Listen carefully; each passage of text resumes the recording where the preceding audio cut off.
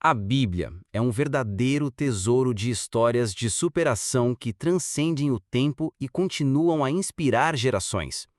Essas narrativas não falam apenas de conquistas humanas, mas da intervenção divina na vida daqueles que confiam e perseveram. Aqui estão alguns dos maiores exemplos. José, do poço ao palácio. Gênesis 37, 39 a 50. Aprovação. Vendido como escravo por seus próprios irmãos, que tinham inveja dele, José foi parar no Egito. Lá, ele foi acusado falsamente pela esposa de Potifar e jogado na prisão, esquecido por todos, mesmo depois de interpretar os sonhos de outros prisioneiros. A superação. José nunca perdeu sua fé em Deus nem sua integridade. Ele continuou a usar seu dom de interpretar sonhos. Quando o faraó teve um sonho perturbador, José foi lembrado e levado até ele.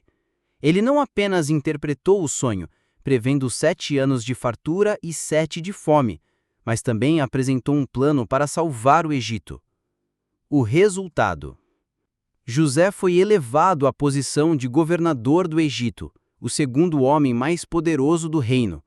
Anos depois, ele se reencontrou com seus irmãos e, em vez de vingança, escolheu o perdão, declarando: "Vocês planejaram o mal contra mim, mas Deus o tornou em bem."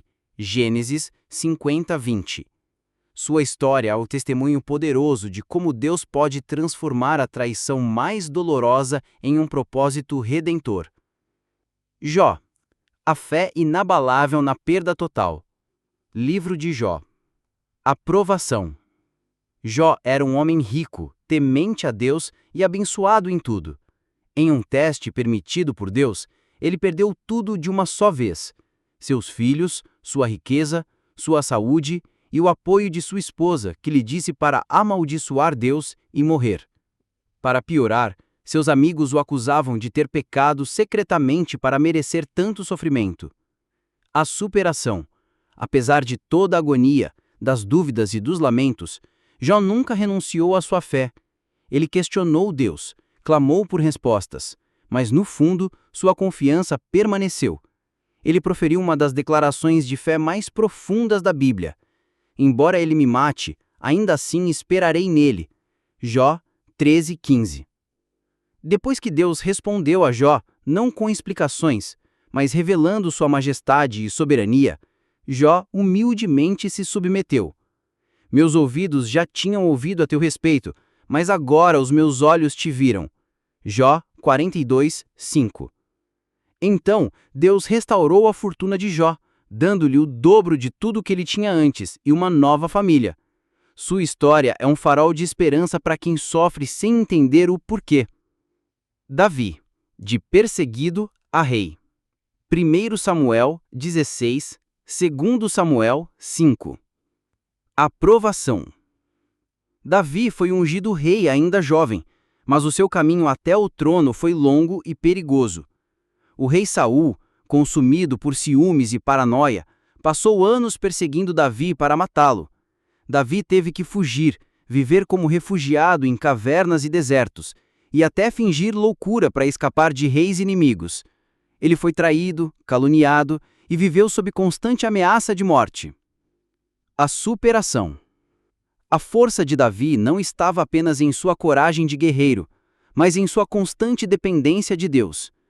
Os salmos que Davi escreveu durante esse período, como o Salmo 18, 57 e 142, são gritos honestos de medo, lamento, mas também de profunda confiança e louvor. Ele teve inúmeras chances de matar Saul e tomar o trono pela força, mas escolheu honrar a autoridade estabelecida por Deus. O resultado. Após a morte de Saul, Davi foi finalmente coroado rei de Judá e depois de todo Israel. Ele se tornou o maior rei da história de Israel, um homem segundo o coração de Deus. Atos 13, 22. Sua história nos ensina que a superação vem através da integridade, paciência e fé, mesmo quando a promessa parece distante. Pedro, da negação à pregação poderosa. Lucas 22, 54 a 62. Atos 2. Aprovação. Pedro, um dos discípulos mais próximos de Jesus, era conhecido por seu impulso e paixão. Ele jurou que nunca negaria Jesus, mesmo que tivesse que morrer com ele. No entanto, na noite da crucificação, pressionado pelo medo, Pedro negou conhecer Jesus 3 vezes consecutivas. Ao ouvir o galo cantar, ele se lembrou das palavras de Jesus e chorou amargamente. Sua autoimagem de discípulo corajoso estava em ruínas. A superação de Pedro começou com o perdão. Após a ressurreição, Jesus o procurou e, numa cena tocante à beira do mar, João 21, restaurou Pedro publicamente, dando-lhe a chance de reafirmar seu amor 3 vezes. Jesus não o desqualificou, mas sim o recomissionou. Apacenta minhas ovelhas. No dia do Pentecostes, Atos 2, o Pedro, que antes agia por medo, foi cheio do Espírito Santo e pregou um sermão tão ousado e poderoso que cerca de 3.000 pessoas se converteram. Ele se tornou um pilar fundamental da igreja primitiva, um líder corajoso que, dessa vez, não teve medo de enfrentar prisões e ameaças por amor ao nome de Jesus. Sua história é a última superação, da falha humana para a força divina. O fio condutor da superação. O que todas essas histórias têm em comum? Elas não são sobre super-heróis, mas sobre pessoas reais, com medos, falhas e dúvidas. A superação verdadeira, na perspectiva bíblica, não é sobre autoajuda, mas sobre confiança em um Deus que redime, restaura e escreve histórias retas com linhas tortas. Ela vem na perseverança de José em ser fiel em qualquer lugar, na fé teimosa de Jó que se agarra a Deus mesmo sem respostas, na dependência de Davi de Deus como seu refúgio e fortaleza, no perdão restaurador de Jesus que transforma nossa maior vergonha em nosso maior testemunho.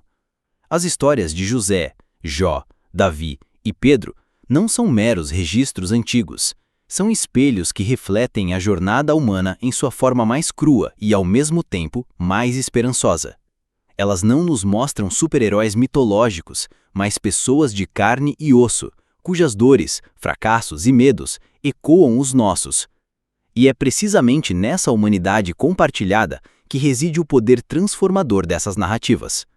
A primeira grande lição que extraímos é que a superação verdadeira raramente é rápida ou linear. José passou mais de uma década entre escravidão, calúnia e prisão antes de ver o propósito de Deus se revelar. Jó suportou discursos intermináveis de amigos que, em vez de confortar, acusavam.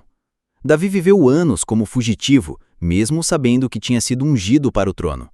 A superação divina frequentemente opera no ritmo lento do amadurecimento, da paciência e da perseverança. Em segundo lugar, percebemos que o palco principal da superação não é o ambiente externo, mas o coração humano.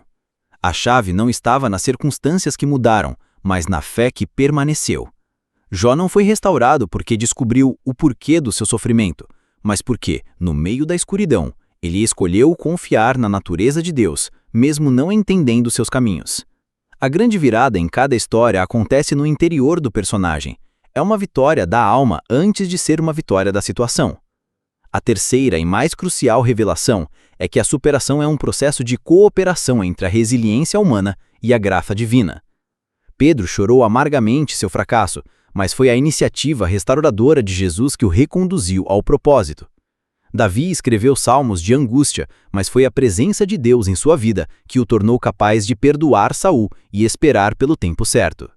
Eles fizeram a sua parte, perseveraram, clamaram, mantiveram a integridade, mas foi o poder de Deus que transformou suas provações em trampolim para o destino.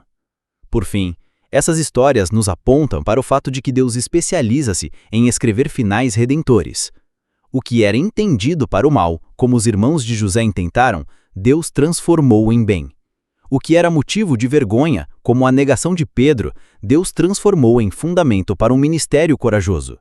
A mensagem central é clara: nenhum poço é fundo demais, nenhuma perda é grande demais, e nenhum fracasso é definitivo demais para o Deus que ressuscita os mortos e chama à existência coisas que não são como se já fossem.